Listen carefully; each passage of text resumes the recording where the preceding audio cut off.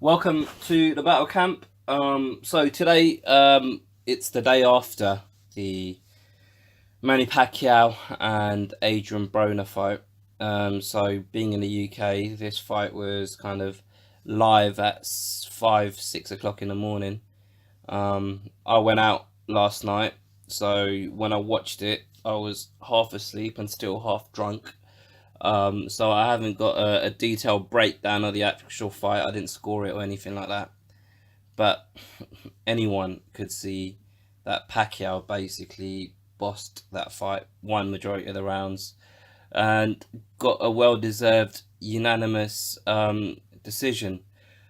Before the fight, like I usually do, watched a lot of interviews and kind of the during the fight week, all of the different personalities, boxers, etc., talking about the fight and what to expect. And my favorite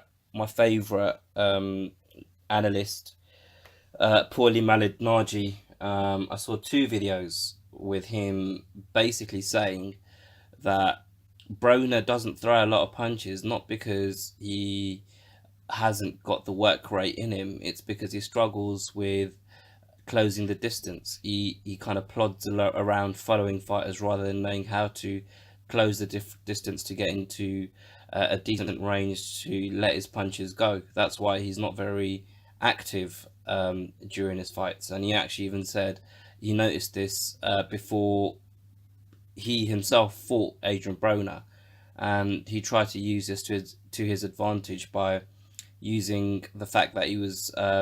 I think he says he's got longer arms. I don't know how tall both of them are, but he said that he's got longer arms, and he tried to use use that to his advantage and basically be out of Broner's punching distance for most of that fight. Anyway, so Paulie basically broke the fight down, and what he said came to fruition. Basically, what the way he broke the fight down is how it played out to me. Anyway, so it wasn't a surprising result. It wasn't. I mean, it was an okay fight, but it wasn't crazy interesting because I was kind of struggling to stay awake for it. So um, I know that I didn't find it overly exciting because I would have not been struggling to stay awake for it. I haven't watched it again, and I don't intend to either.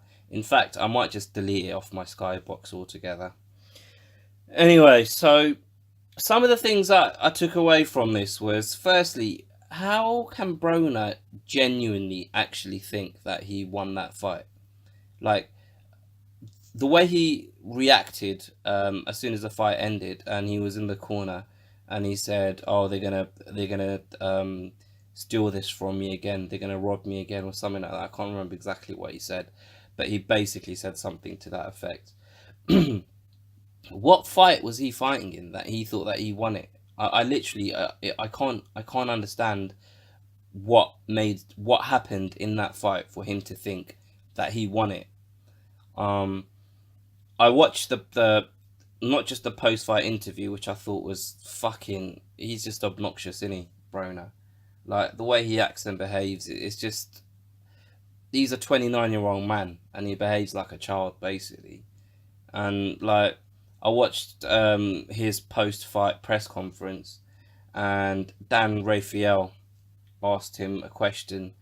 He basically said what he actually asked him what happened in that fight for you to think that you won it. And he asked a good question where he said, do you genuinely believe this? Do you genuinely believe that you won, or are you just saying it? mm, and obviously I don't expect Broner to answer that honestly and say no, yeah, I'm just saying it. I don't actually believe I won. I'm just saying it to save face a little bit. But it's it's a genuine question, because I've got the same question. Like, does he actually think he won, or is he just saying it? Is he just saying, "Oh, I won"? Like it doesn't make any sense. And the problem that I've got is we see these kinds of performances from him every time he steps up to fight an elite fighter. This is how he fights. He's not an elite 147, 147 pound fight. He's not an elite welterweight.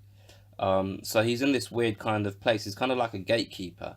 I mean, obviously Pacquiao's kind of already achieved a lot. So it's not like, you know, Pacquiao had to get past Broner to get to the next stage of his career, but he's kind of like a 147-pound gatekeeper.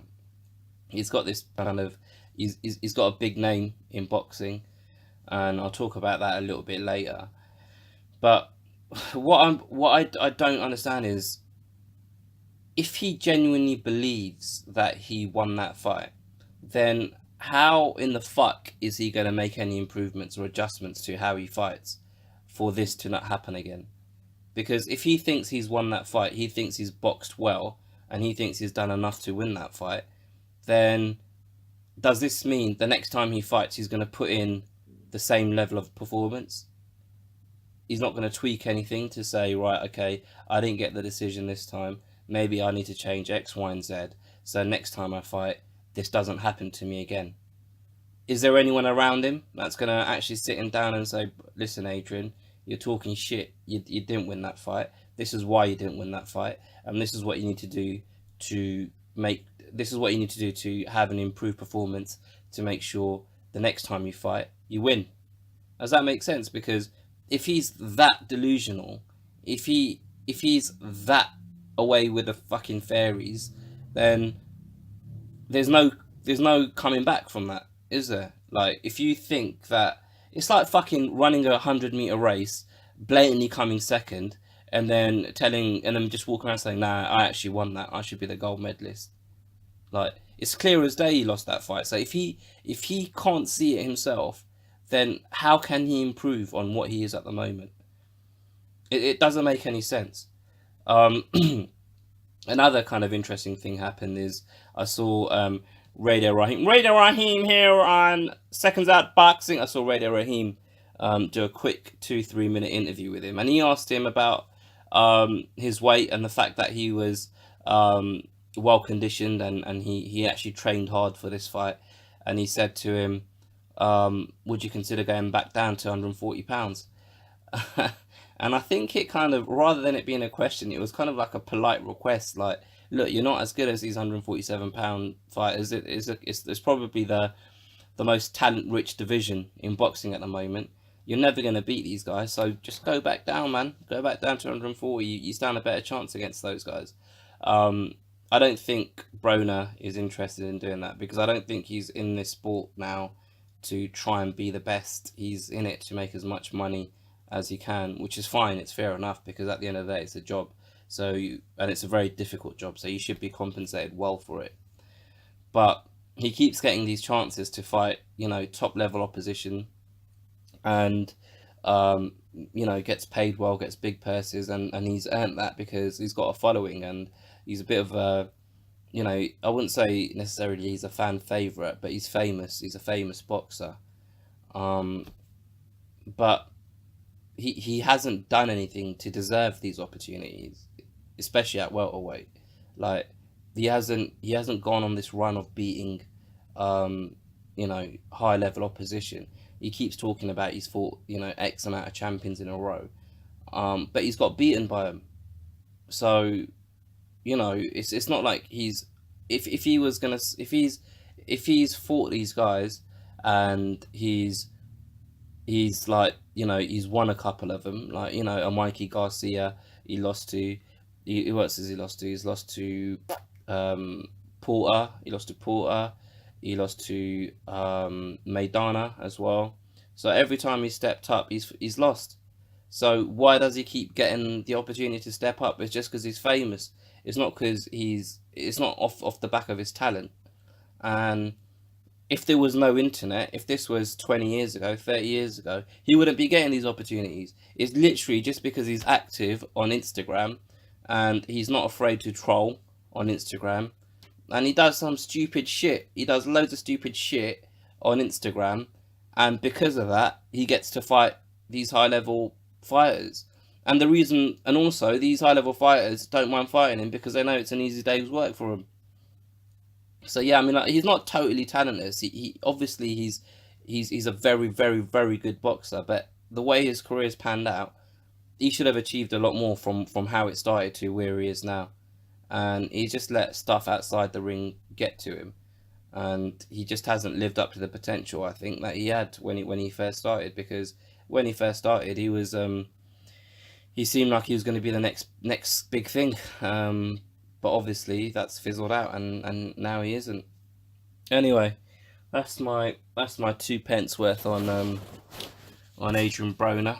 Feel free to like, comment, subscribe, all of that bullshit, and fucking share the video with one of your mates. If you got a mate that likes boxing and you think I'm talking absolute sense or complete and utter fucking bollocks, share it, send it to your mate and say, look at this dickhead, look at the shit he's talking. Or say, oh, you know what, this guy, I like what he's saying, he makes a lot of sense.